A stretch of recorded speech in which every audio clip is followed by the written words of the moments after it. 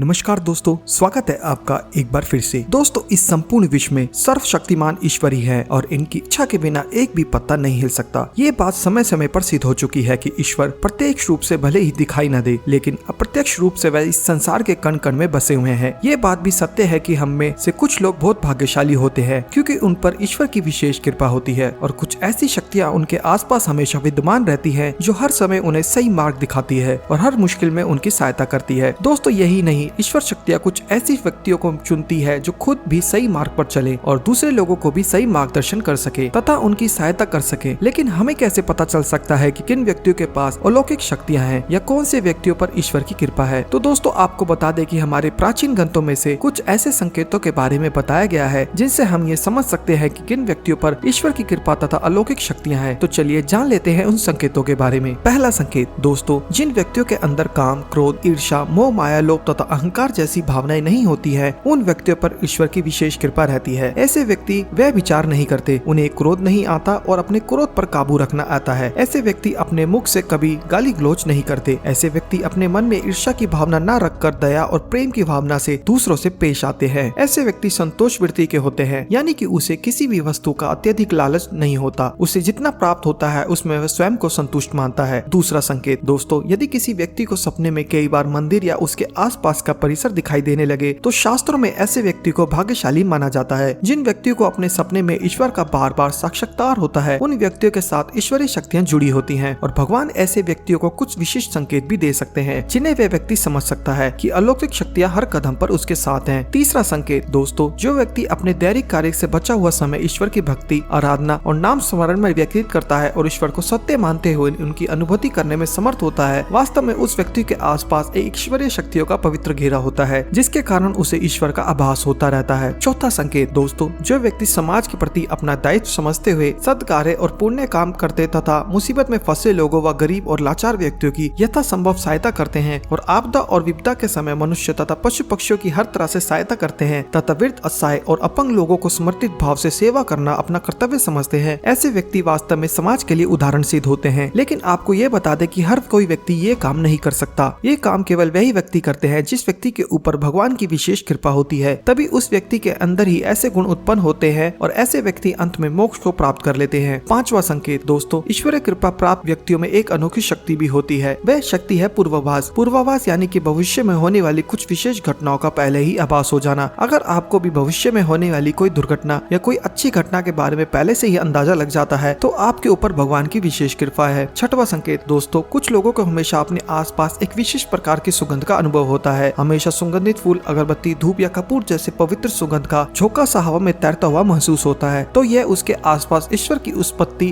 का संकेत है तथा देवी देवताओं का उसे आशीर्वाद प्राप्त होता है। सातवां संकेत, दोस्तों, ईश्वर का समय यानी कि ब्रह्म मुहूर्त सुबह 3:30 से लेकर 5:30 या 6 बजे तक का समय होता है। हमारे शास्त्र में इस समय को बहुत ही महत्वपूर्ण माना जाता है। ब्रह्म मुहूर्त को देवी देवताओं का समय माना गया है क्योंकि इस समय के वातावरण में एक सकारात्मकता ऊर्जा का संचार होता है। यदि किसी व्यक्ति की नींद प्रतिदिन ब्रह्म मुहूर्त में अपने आप ही खुल जाती है और वह व्यक्ति अपने अत्यंत प्रसन्नचित्त से अपने नित्य कर्म में निर्वृत्त होकर ईश्वर की आराधना करता है और उगते हुए सूर्य को आराध्य देता है तो ऐसा व्यक्ति निश्चित रूप से ईश्वर की इच्छा के अनुसार ही ऐसा करता है। उसे ऐसा करने के लिए ईश्वरीय शक्तियाँ प्रवृत्त करती है, यानी कि ऐसे व्यक्ति पर भगवान की कृपा बनी हुई है। आठवां संकेत, दोस्तों, कई बार हम किसी मंदिर या धार्मिक स्थल पर भजन, कीर्तन या कथा सुनने जाते हैं। कितने भी सुंदर भजन हो या कितनी भी अच्छी कथा हो, बीच बीच में हमारा ध्यान भटक जाता है और हम कभी अपने घर के विषय में, कभी अपने किसी समस्या या फिर अपने आसपास बैठे लोगों का विचार करने लगते हैं। लेकिन कुछ ऐसे लोग होते हैं जो भजन, कीर्तन या कथा सुनने में इतने लीन हो जाते हैं कि उन्हें किसी बात का होश तक नहीं रहता। उन्हें बस अपने आसपास पवित्रता का एहसास होता है और बहुत ही शुभ ध्वनियां सुनाई देती है तो ऐसे व्यक्ति का साथ निश्चित ही अलौकिक शक्तियां दे रही हैं। नौवां संकेत, दोस्तों, जो व्यक्ति ईश्वर के चरणों में ही परम आनंद की अनुभूति करता है और ईश्वर शक्ति को ही वास्तविक आनंद मानता है, ऐसे व्यक्ति न तो कभी दुखी रह सकता है और न ही किसी को दुख दे सकता है। ऐसे व्यक्ति का मन और मस्तिष्क हमेशा शांत रहता है जिससे वह कभी भी सत्य व सदाचार के मार्ग से विचलित नहीं होगा। यह उसे ईश्वर से मिला एक विशेष आशीर्वाद होता है जिससे वह समाज में हमेशा मान और सम्मान प्राप्त करता है। तो दोस्तों, आप जान ही गए होंगे वह संकेत जिससे आपको पता चलेगा कि आप साधारण मनुष्य नहीं है। दोस्तों, अगर आपको हमारा वीडियो अच्छा लगा हो तो वीडियो को लाइक जरूर कीजिएगा, साथ ही चैनल सब्सक्राइब करना ना भूलिएगा। धन्यवाद।